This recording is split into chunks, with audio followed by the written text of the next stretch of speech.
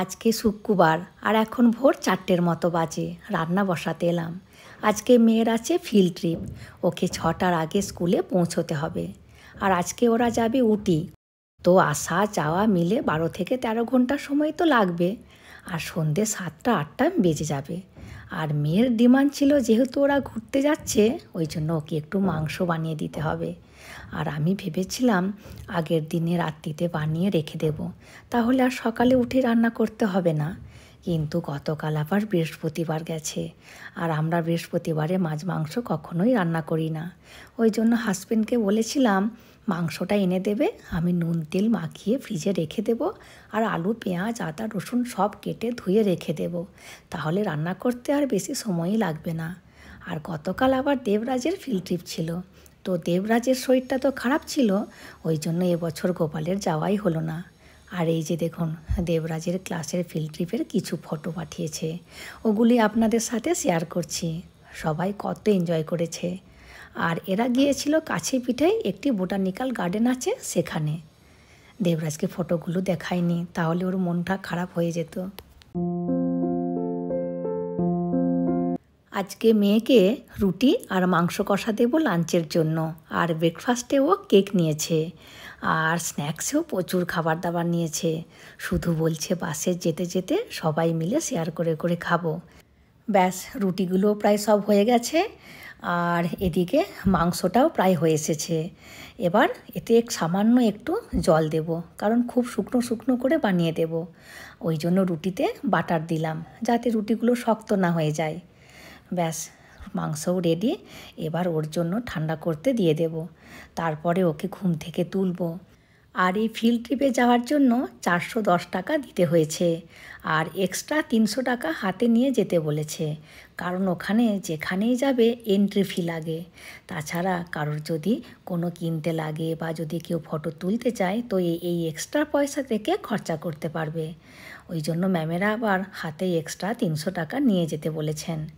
এদিকে মেয়ে উঠে পড়েছে, ও এখন রেডি হচ্ছে। আর একটু বেশি করেই রুটি দিচ্ছি, কারণ সবাই মিলে শেয়ার করে খাবে। আর মেয়েকে বলেছি জায়গাগুলো ফেলে দিয়ে আসবি, ঘরে নিয়ে আসবি না, ওই জন্য এই মিষ্টির জায়গায় করে দিচ্ছি।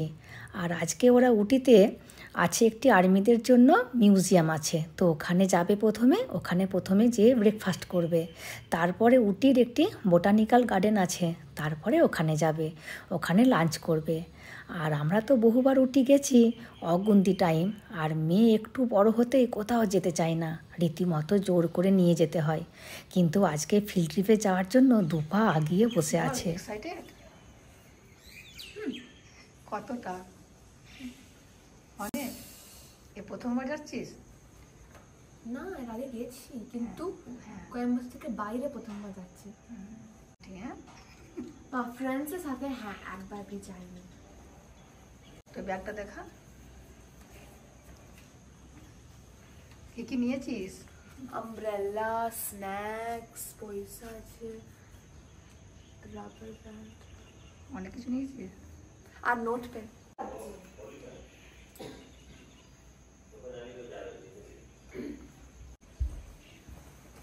জয় গুরু, জয় গুরু, জয় গুরু। দেখুন নয়নতারা গাছটা কি সুন্দর হয়েছে, রাস্তাতেই না হয়েছিল, তো আমি তুলে এনে লাগিয়ে দিয়েছি। দেখছি কি সুন্দর হয়ে গেছে, আবার ফুলও ধরেছে। আর এখন প্রায় 6টা, মেয়ে তো রেডি, কিন্তু হাজব্যান্ড আবার ওর জন্য গরম জল রেডি করছে। ও জল নিয়েছে লাঞ্চ ব্যাগে, কিন্তু ঠান্ডা, আর উটিতে গেলে জলটা খুব ঠান্ডা হয়ে যাবে, খেতেই পারবে না। ওই জন্য ফুটন্ত গরম জল দেয়া হলো, যাতে ও মিক্সিং করে খেতে পারে।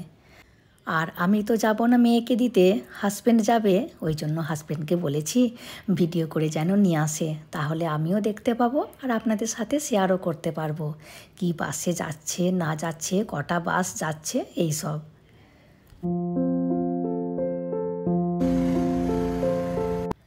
মোট নাকি 6টা বাস যাবে। আর দেখুন এই লাল বাসটি করে মেয়ের ক্লাসের সবাই যাবে।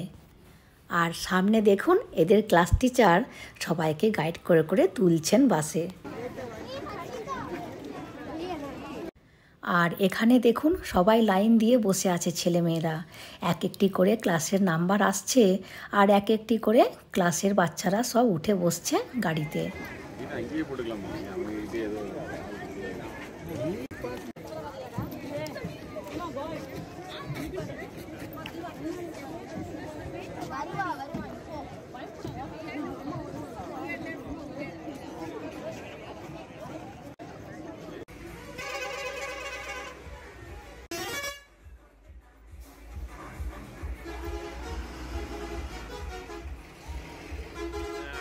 এই যে বাসটা আসছে এটা আমাদের পাপা আছে, বাস নম্বরটা আছে AK4599, এটাতে আমাদের পাপা আছে। সব উঠে যাচ্ছে, বগে বগে জ্বালিয়ে বইতে পারে। ব্যাস চলে গেল সবাই। আর ওরা বাসের মধ্যে অনেক ফটো তুলেছে, আর নাকি বলছিল ওরা নাকি নাচ করতে করতে গান করতে করতে গেছে, প্রচুর নাকি মস্তি করেছে। আর এই যে কিছু ফটো পেয়েছি।